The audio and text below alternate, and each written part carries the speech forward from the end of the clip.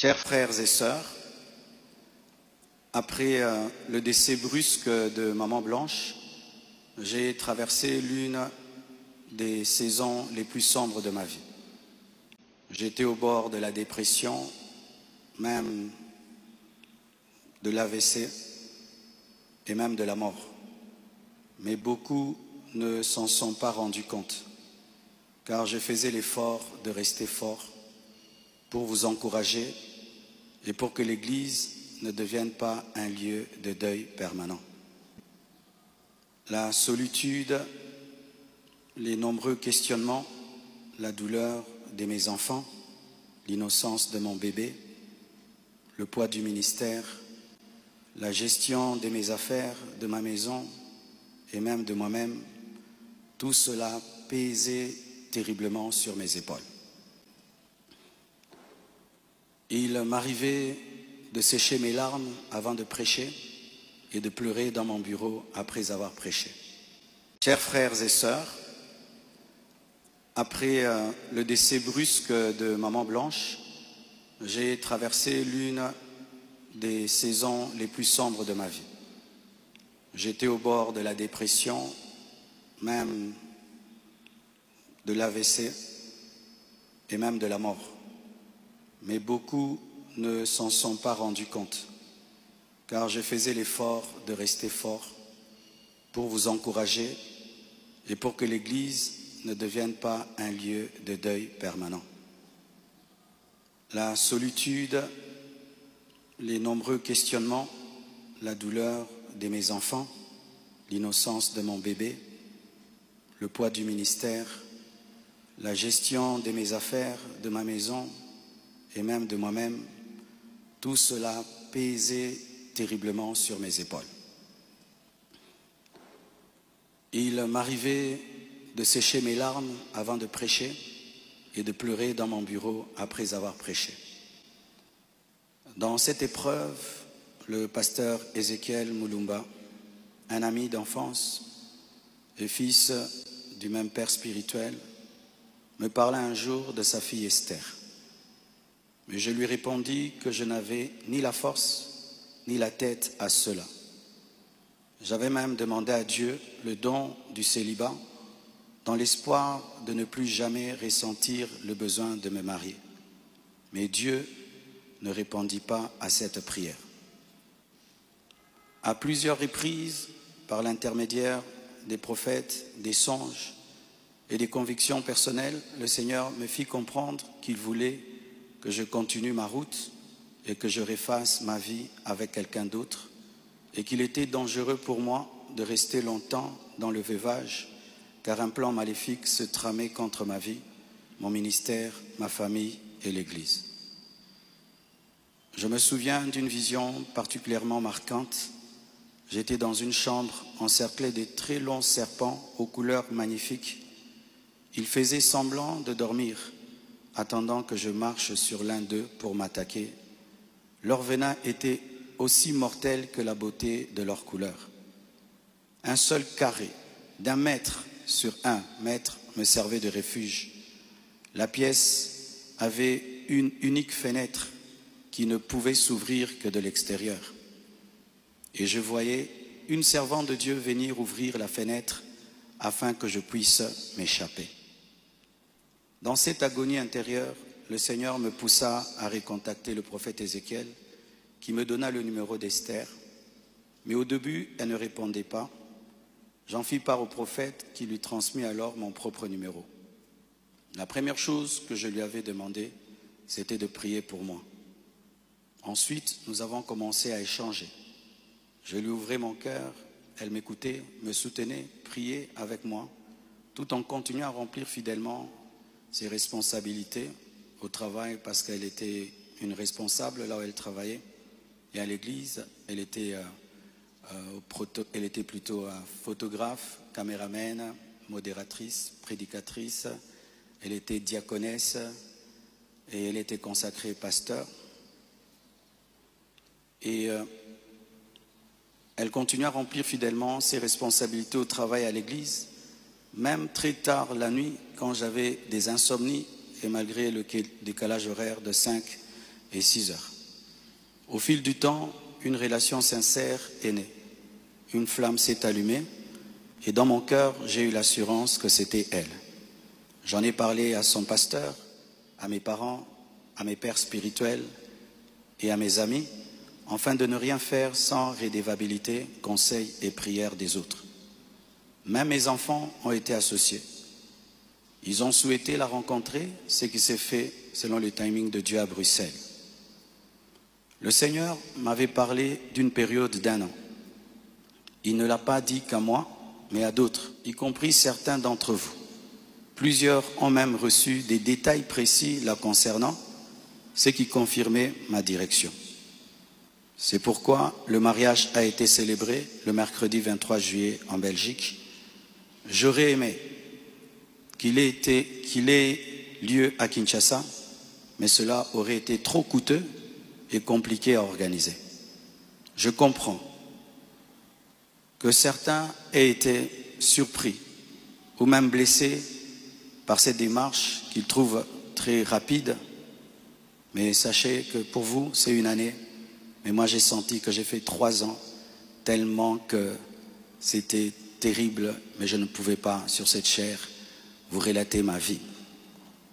Si cela vous a offensé, je vous présente mes excuses les plus sincères, mais sachez ceci, le Seigneur s'est servi d'Esther pour que mes enfants, après avoir perdu leur mère, ne perdent pas leur père, pour que la compassion ait toujours un pasteur debout. Je l'aime profondément.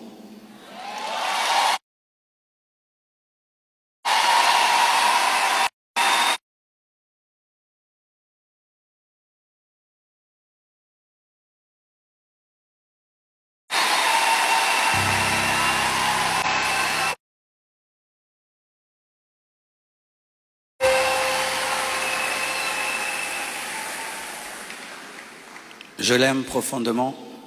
Elle n'est pas venue pour effacer la mémoire de Maman Blanche, mais pour continuer l'œuvre, comme Élisée après Élie, avec humilité et soumission à Dieu.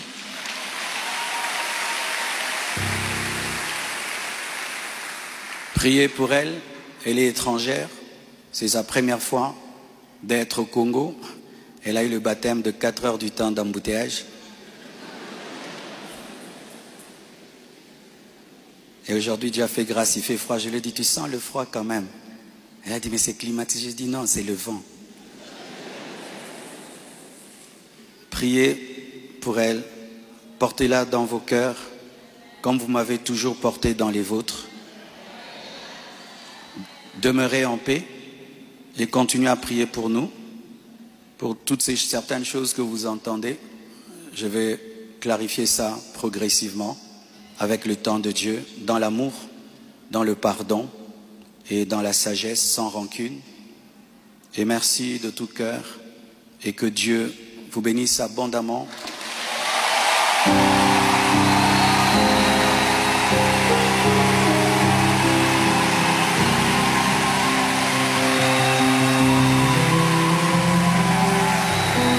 Pour votre soutien, vous avez prouvé au monde que vous êtes une église mature. Vous avez prouvé au monde que vous êtes une église enracinée. Vous avez prouvé au monde que votre foi est fondée sur Jésus. Vous avez prouvé au monde que vous êtes une église 4 x 4, une armée de Dieu.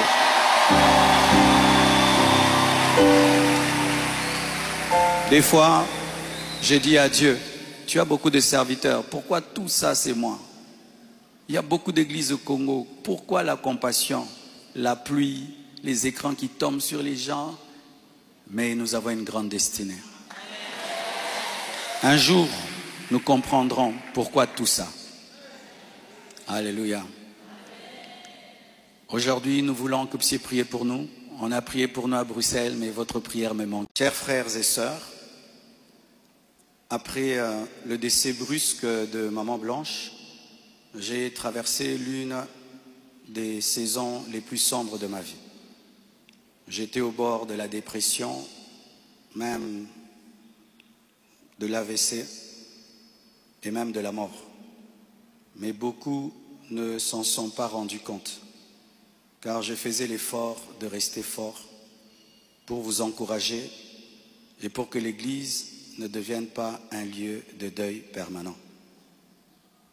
La solitude, les nombreux questionnements, la douleur de mes enfants, l'innocence de mon bébé, le poids du ministère, la gestion de mes affaires, de ma maison et même de moi-même, tout cela pesait terriblement sur mes épaules. Il m'arrivait de sécher mes larmes avant de prêcher et de pleurer dans mon bureau après avoir prêché. Dans cette épreuve, le pasteur Ézéchiel Moulumba, un ami d'enfance et fils du même père spirituel, me parla un jour de sa fille Esther. Mais je lui répondis que je n'avais ni la force ni la tête à cela. J'avais même demandé à Dieu le don du célibat dans l'espoir de ne plus jamais ressentir le besoin de me marier. Mais Dieu ne répondit pas à cette prière. À plusieurs reprises, par l'intermédiaire des prophètes, des songes et des convictions personnelles, le Seigneur me fit comprendre qu'il voulait que je continue ma route et que je refasse ma vie avec quelqu'un d'autre et qu'il était dangereux pour moi de rester longtemps dans le veuvage car un plan maléfique se tramait contre ma vie, mon ministère, ma famille et l'Église. Je me souviens d'une vision particulièrement marquante. J'étais dans une chambre encerclée de très longs serpents aux couleurs magnifiques. Ils faisaient semblant de dormir, attendant que je marche sur l'un d'eux pour m'attaquer. Leur venin était aussi mortel que la beauté de leur couleur. Un seul carré d'1 mètre sur 1 mètre me servait de refuge. La pièce avait une unique fenêtre qui ne pouvait s'ouvrir que de l'extérieur. Et je voyais une servante de Dieu venir ouvrir la fenêtre afin que je puisse m'échapper. Dans cette agonie intérieure, le Seigneur me poussa à recontacter le prophète Ézéchiel qui me donna le numéro d'Esther. Mais au début, elle ne répondait pas. J'en fis part au prophète qui lui transmit alors mon propre numéro. La première chose que je lui avais demandé, c'était de prier pour moi. Ensuite, nous avons commencé à échanger. Je lui ouvrais mon cœur, elle m'écoutait, me soutenait, priait avec moi, tout en continuant à remplir fidèlement ses responsabilités au travail parce qu'elle était une responsable là où elle travaillait. Et à l'église, elle était plutôt photographe, caméraman, modératrice, prédicatrice. Elle était diaconesse et elle était consacrée pasteur. Et elle continue à remplir fidèlement ses responsabilités au travail à l'église, même très tard la nuit quand j'avais des insomnies et malgré le décalage horaire de 5 et 6 heures. Au fil du temps, une relation sincère est née. Une flamme s'est allumée et dans mon cœur, j'ai eu l'assurance que c'était elle. J'en ai parlé à son pasteur, à mes parents, à mes pères spirituels et à mes amis, afin de ne rien faire sans rédévabilité, conseils et prières des autres. Même mes enfants ont été associés. Ils ont souhaité la rencontrer, ce qui s'est fait selon le timing de Dieu à Bruxelles. Le Seigneur m'avait parlé d'une période d'1 an. Il ne l'a pas dit qu'à moi, mais à d'autres, y compris certains d'entre vous. Plusieurs ont même reçu des détails précis la concernant, ce qui confirmait ma direction. C'est pourquoi le mariage a été célébré le mercredi 23 juillet en Belgique. J'aurais aimé qu'il ait lieu à Kinshasa, mais cela aurait été trop coûteux et compliqué à organiser. Je comprends que certains aient été surpris ou même blessés par cette démarche qu'ils trouvent très rapide, mais sachez que pour vous, c'est une année. Mais moi, j'ai senti que j'ai fait 3 ans, tellement que c'était terrible, mais je ne pouvais pas, sur cette chair, vous relater ma vie. Si cela vous a offensé, je vous présente mes excuses les plus sincères Mais sachez ceci, le Seigneur s'est servi d'Esther pour que mes enfants, après avoir perdu leur mère, ne perdent pas leur père. Pour que la compassion ait toujours un pasteur debout. Je l'aime profondément. Et si Kaya Rouge va commis, abonnez-vous. Ah, naïbi ke beaucoup tout dans ngai memodiro otindi biso pe tozipe musabina biso toche toza prêt to dobika. Siko to dobika wapi na esprit Bower télévision. Ou wapi sika ya prophète Bower yemoko si a pamboli chaîne moto nyonso ko dobika azoso ba bénédiction. Il y a prophète Bower yemoko. Alors, abonnez-vous massivement.